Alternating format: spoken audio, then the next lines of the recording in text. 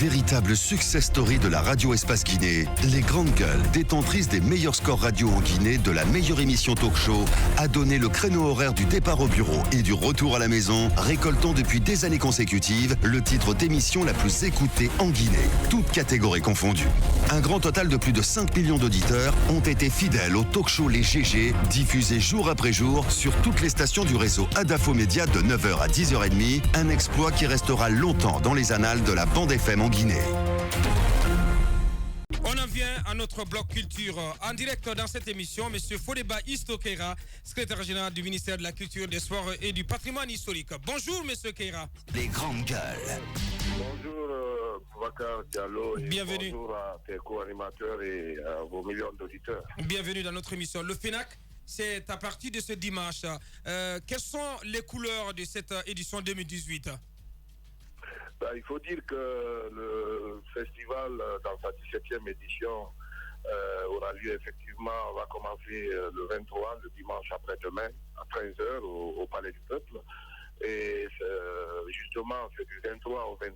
Et il faut rappeler que cette 17e édition a été précédée d'une quinzaine artistique régionale qui a été organisée dans les capitales régionales et qui a mis en compétition les 33 préfectures de la République de Guinée, mais aussi les 5 communes de la zone spéciale de Conakry.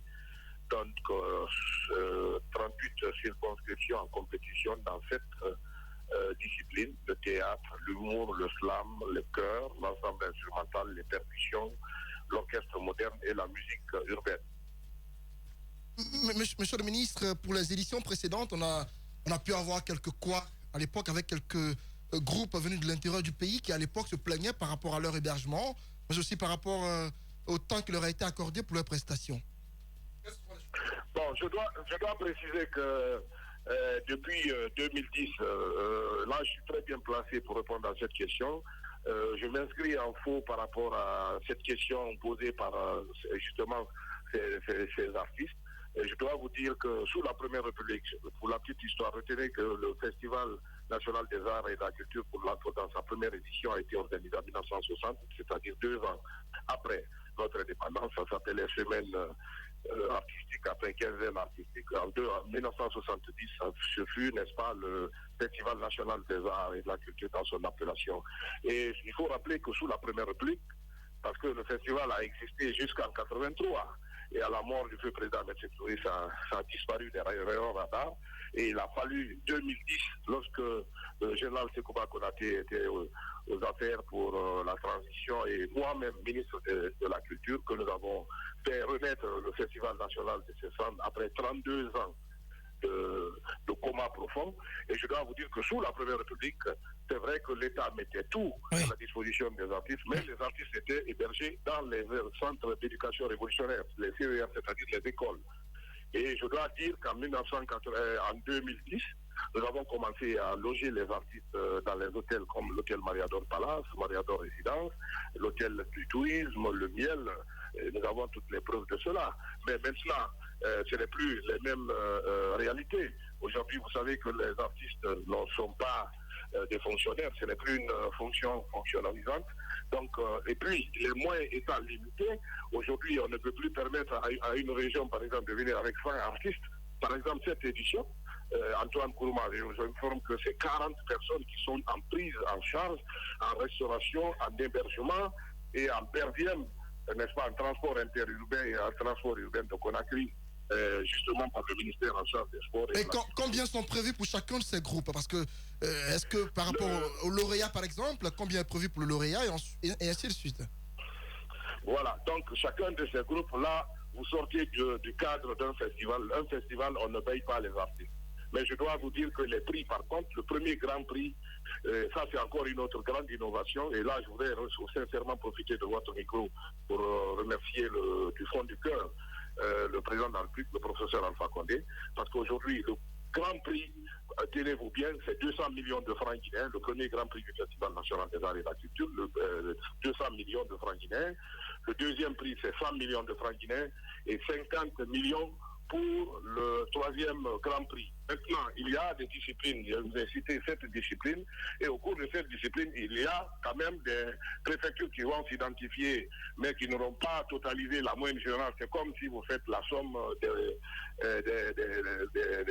des résultats dans une classe à l'école. C'est-à-dire, vous savez qu'il y aura la plus grande moyenne, aura le premier Grand Prix. Maintenant, les moyennes particulières dans les différentes disciplines particulières, c'est chaque premier 5 millions de francs guinéens. Au-delà de ça, des perdièmes sont payés et c'est ça aujourd'hui les réalités et les contingences du show business mondial. Et il faudrait que la Guinée, qui tend vers la normalité aussi, s'inscrive dans cette dynamique de faire en sorte que les choses soient normales. Et c'est ce qui d'ailleurs fait que le gouvernement a mis les moyens à la disposition du ministère en charge des sports et de la culture. Je salue le Premier ministre Ibrahima Kassory Fofana et puis le ministre Sanusi Bantamasso qui vraiment se sont battus pour que cette 17e édition puisse se réaliser. Et préciser aussi que c'est d'ailleurs inscrit en lettres d'or dans les recommandations de la feuille de route du ministère des Sports, de la Culture et du Patrimoine historique. Fodeba Istokera, secrétaire général du ministère donc de ce département en direct. Peut-être on ne va pas vous lâcher comme ça. Il y a eu toute cette polémique autour de la CAN 2023. Il y a eu cette sortie du ministre Bantamasso, donc de votre patron, et toute la communication de la CAF.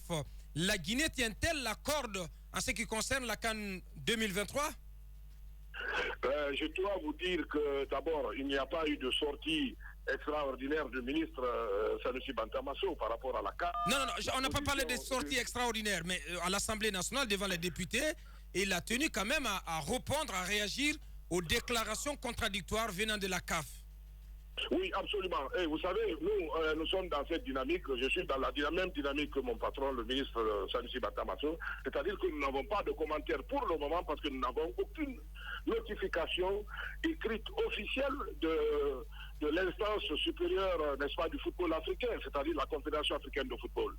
Et vous savez que l'attribution d'une Coupe d'Afrique des Nations est faite par le bureau exécutif, ce n'est pas fait par une ou deux personnes. Donc nous attendons cette notification et à la suite de cette notification, nous allons nous concerter avec le bureau exécutif de la Fédération guinéenne de football, le COCAN aussi qui a été d'ailleurs mis en place depuis 1 an et quelques. Maintenant, le président de la République, le professeur Alpha Condé, nous pensons que c'est un Olympien aujourd'hui qui est à la tête de cet État, va faire en sorte que sa volonté politique qui avait été exprimée par la mise en place, par la prise par la signature de ce décret créant le COCAN, va prendre, n'est-ce pas, toute la mesure et va justement appuyer sur l'accélérateur. Nous comptons entièrement sur lui pour que la Guinée puisse continuer à rêver d'organiser cette CAN internationale. Bien. Mais qu'à cela ne tienne, le ministre Sanusi Bantamasso et moi-même, et d'ailleurs tous les Guinéens, nous sommes tous conscients qu'il ne faudrait pas aussi lier la construction des infrastructures sportives et culturelles. Oui, le ministre Bantama, il avait dit, franchement. Il a dit qu'on ne doit pas compter sur la CAN pour doter notre pays d'infrastructures. En tout cas, merci, M. Keira. Nous sommes bousculés par le temps. Merci d'avoir répondu à nos questions ce matin. On se tourne vers notre invitée, Mme Fanta Amechi. Elle est directrice commerciale de Palm-Camaine. Bonjour à vous, madame. Monsieur, bonjour. Bienvenue dans notre émission. Donc, ce spectacle qu'on appelle le Grand Bal 100% Guinée. Donnez-nous les contours. Ça se passe quand? Alors, le Grand Bal 100% Guinée, c'est ce 31 décembre 2018 pour terminer l'année au Palm-Camaine. Comme à notre habitude, alors le Palm-Camaine fête ses 5 ans cette année et la Guinée fête ses 60 ans. Oui. Pour nous, il fallait marquer cet événement-là par une note vraiment 100% guinéenne. Depuis notre ouverture, nous avons fait venir des grandes pointures internationales combinées avec des pointures guinéennes. Cette année, nous avons décidé de célébrer cette Saint-Sylvestre de cette façon, en rendant hommage et à la Guinée et au Palm-Camaine. Donc c'est un double événement qui est fêté à la fois. Un triple événement. Un triple événement. Un triple événement. Bien. Alors, en effet, les 60 ans de la Guinée, les 50 du Palm Kamaïn et terminer la Saint-Sylvestre. Alors dites-nous comment ça va se passer, parce que c'est bien de fêter cet événement 100% Guinée. Avec des grands noms de la culture, de la musique guinéenne. Comment ça va se passer, l'accès? Parce que Palm Kamaïn, c'est quand même un grand hôtel. Il y a plein de gens peut-être qui voudraient y être. Comment ça va se passer? Ça coûte combien? Est-ce que c'est à la portée du Guinéen lambda? Alors, effectivement, nous avons tenu compte de cela. Les années antérieures, la Saint-Sylvestre au Palm Kamaïn était à 2 500 000. Nous avons tenu compte de ça. On a contacté en fait les artistes guinéens. On leur a présenté en fait cet aspect qui aujourd'hui qui se veut une célébration guinéenne. Et ils nous ont accompagnés dans ce sens-là. Aujourd'hui, pour cette Saint-Sylvestre cette année, nous sommes à 1 750 000 par personne et 3 millions pour le couple. C'est 1 500 000 par couple. Je vous donne ces chiffres. Si je m'abuse, c'est 1 500 000 du côté de Sheraton par couple. Oui, c'est possible. Aujourd'hui, les événements produits au Palm Kamaïn sont de grosses productions. Nous voulons faire... Il faut savoir que la conjoncture est très difficile en Guinée. C'est tenant compte de tout cela, en effet, que nous sommes partis sur cette estimation à 1 750 000 pour pouvoir encore donner aux Guinéens, comme à notre habitude, un événement à la hauteur en fait de la Guinée et de Conakry particulièrement. Je sais qu'il y a une remise un peu partout au niveau des hôtels. Est-ce que dans ces 1 750 000, le couple avec lequel je viens aura droit à une chambre d'hôtel, à un déjeuner ou à un dîner?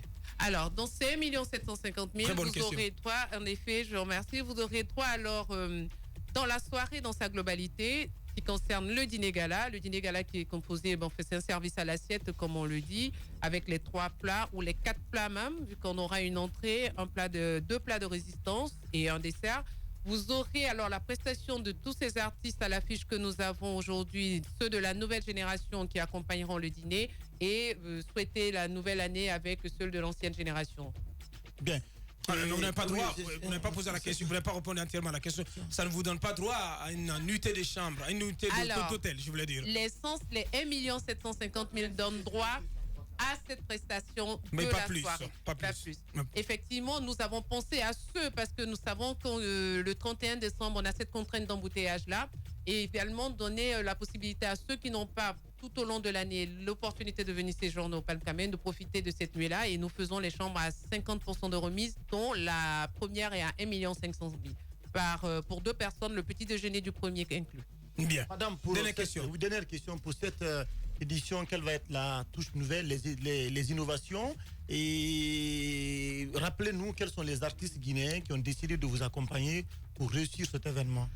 Alors, donc, pour cette innovation, donc, comme vous le disiez, déjà, c'est une Saint-Sylvestre 100% guinéenne. On a pensé, c'est vrai, aux grosses pointures, mais également à la nouvelle génération. La nouvelle génération, on aura Soul Banks, on aura Radi Diop, et on aura Kandiakora.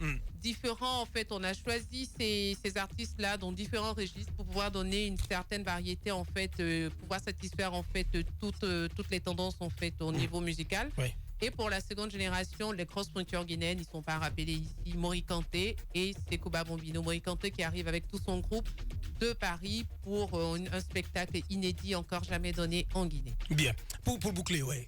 C'est donc c'est déjà peut-être le mot de la fin. Peut-être une invite rapidement au public en 30 secondes, madame. Mais l'invite, c'est celle-là, c'est que le Palm Kamaïn vous a accompagné et vous nous avez accompagné. Donc, on va continuer à se soutenir et nous vous attendons ce 31 décembre 2018 au Palm Kamaïn pour encore célébrer, comme on a dit, ce triple événement, les 60 ans de la Guinée, les 50 du Palm Kamaïn, et vous souhaitez bonne année à tous. Bien. Madame Fanta Amechi, elle est directrice commerciale de Palm Kamaïn, elle était notre invitée. Ça n'est terminé pour ce premier quart-temps de la saison. Donc, ce fut un grand plaisir pour toute l'équipe des Grandes Gueules. À commencer donc par le grand patron, Lamine Guirassi, le Turbo, mais aussi l'équipe A, l'équipe B, les techniciens, Ibrahim Prince Diallo, Mohamed Gabi, Amadou Sow, la réalisation du côté de la télé, Mamoudou Kondé, mais aussi les ingénieurs du son qui sont pilotés avec à leur tête notre ami Nalaï Sidibé, toute l'équipe de cadrage,